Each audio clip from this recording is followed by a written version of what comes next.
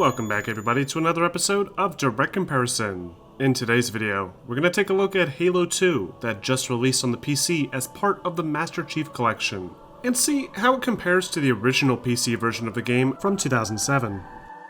Now for those of you that don't already know, Halo 2 first released for the Xbox in 2004, and was then ported over to Vista-enabled PCs in 2007 as a way to encourage users to upgrade from Windows XP.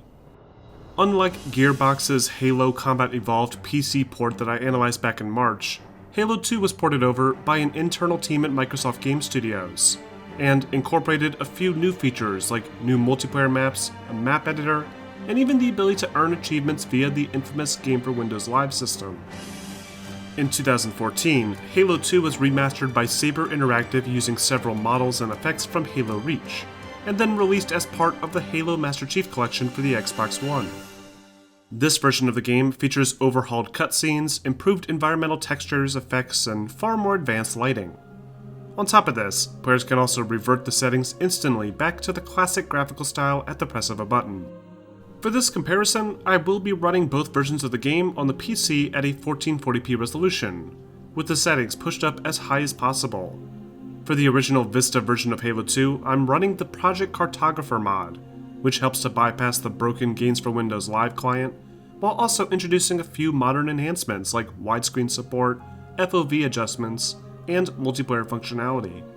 Also, bear in mind that 343 are aware of some of the issues currently plaguing the Halo 2 anniversary release on PC, and you can find a complete list of known issues in the link provided in the description. Alright, to kick this comparison off, let's begin by taking a look at our character models, starting with the lead protagonist, Master Chief. Now, right away, we can see an absolutely huge improvement to the quality and complexity between the original PC version and the more recent anniversary version of Chief.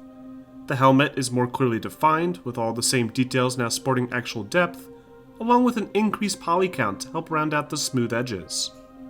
But interestingly, despite looking much better, this updated model features absolutely every single detail incorporated originally. Tiny, indistinguishable paint scratches all return, along with a few small extra details to enhance it further. It's a great reskin that delivers a more visually pleasing version of the character without taking away any of its original style. Practically every other character model, however, has seen a complete overhaul, with redesigned armor, very different facial structures and hairlines, and more realistic shading and shadowing. They still are easily recognizable and are based strongly on the original designs, but they aren't quite as loyal to the design as the Master Chief model is. Now, when we swap the visual style back to its classic mode, we in theory should expect to see an identical image on both sides, and for the most part, that's very much the case. But there is one distinct difference here, the aliasing. Both in-game and in cutscenes, Chief now appears more jagged in the new version than he ever did before. It's almost impossible to notice, especially at higher resolutions, but it's still odd that there's no setting in-game to help boost the AA a bit higher to fix this. The same problem persists with every other character and object in the game, which can be seen clearly when looking at the edges or when focusing on small details like Avery's Purple Heart badge. Though it is worth noting that this badge offers a lot more detail than it did before, despite its jagged edges. Next, let's take a look at the changes made to the weapon models, starting with the battle rifle. So the first thing that really jumps out here are the enhancements made to the lighting and texture work. Lighting now more properly interacts with the weapon that the player is holding, giving it more of a presence in the atmosphere, and the new shaders and textures play a huge role in giving it a more slick presentation. Then we have the digital ammo display that now has a slight bloom enhancement added in to make it appear more like an LED screen. These enhanced effects combined with the increase in the level of detail do a great job of improving on the model without changing too much. The only real change to the design here is the charging handle that replaces the round knob with a straight textured cylindrical piece instead. It's also worth mentioning that much more detailed texture work that has been applied to Chief's hand here. When using the classic graphical settings, we also see some fixes to bugs from the original game. The battle rifle's muzzle flash previously doesn't seem to render properly after the initial shot, but in the Master Chief Collection, it seems to render just fine. A similar fix can be observed with the plasma rifle, that in Halo 2 Vista doesn't render the blue discharge effect properly like it does in the original Xbox title. but it now renders properly in the Master Chief Collection. So overall, there seems to be improvements all around when it comes to the weapons, regardless of which graphical style you choose to use. Environments have received a massive overhaul with the Halo 2 anniversary visuals, with high quality textures, improved foliage, and more complex geometry, all while retaining the exact same level layouts as before. But when swapping to the classic visual style, there's a large number of changes, some good and some not so good. So first, in the initial mission, when looking out the windows of Cairo Station, the players can see distant ships fleeing Earth during a Covenant attack. These distant sprites trigger after it becomes clear that the Marines are under attack, and an NPC even points them out at one point. However, in the Master Chief Collection, these sprites trigger prematurely, and one of them seems displaced, appearing directly outside the window by the elevator, in all of its low-res glory. 343 has confirmed that there's a number of issues with the environments that they're currently looking into, including low-res environmental textures, some occasional flickering on AMD GPUs, and some LOD pop-in. But I really never experienced anything like this on either visual mode. In fact, some sections, like this temple on the Delta Halo, feature even more detail in the classic settings than the original Halo 2 Vista release, with leaves now rendering properly on the trees surrounding this temple, similar to how they appear in the original Xbox release. But the biggest changes can be found when looking at the lighting effects. The lighting suffers from a number of problems when using the classic visual style in the Master Chief Collection. The sun, for example, is no longer visible in several levels throughout the campaign. This means the harsh light rays incorporated previously are now missing, and all we're left with are the old school lens flare effects and the pre-baked environmental lighting.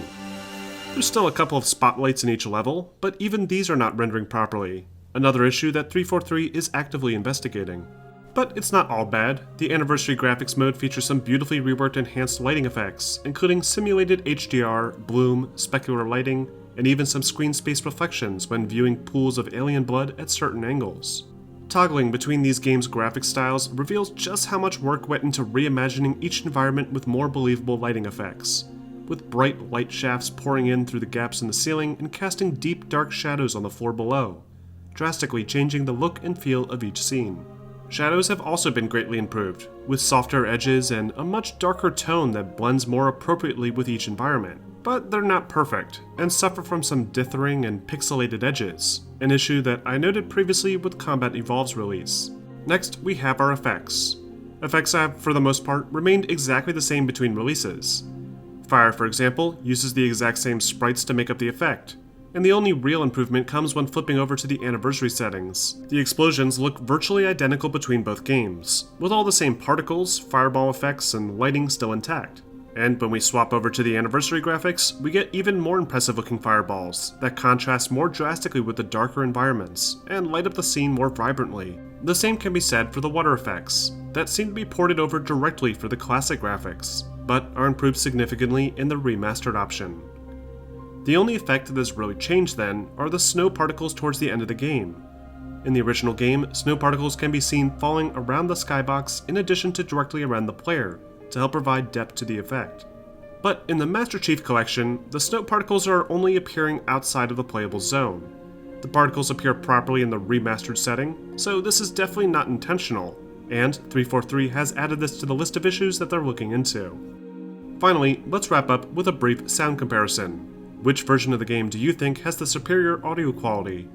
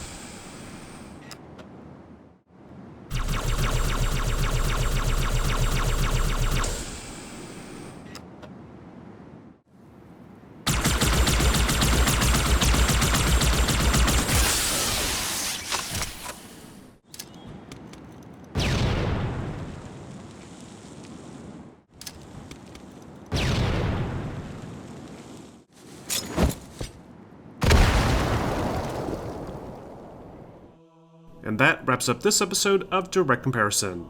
Overall, Halo 2's latest release on the PC platform features a number of improvements over the original 2007 version. There's improved character textures, some fixed environmental rendering, and best of all, native support for higher resolutions and unlocked frame rates, without the need for any community-made modifications. But unfortunately, there's still several big issues that need to be ironed out, including broken lighting, bad aliasing, and the sun missing in almost every level. Though, if you're only interested in playing the game with the new remastered visuals, everything looks great, with significantly improved lighting, shadows, and an incredible overhaul to the character models and weapons.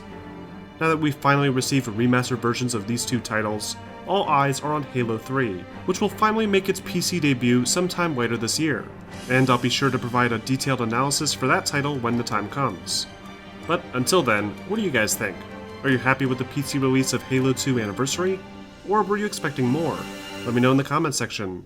And don't forget to like and subscribe for more videos posted every week.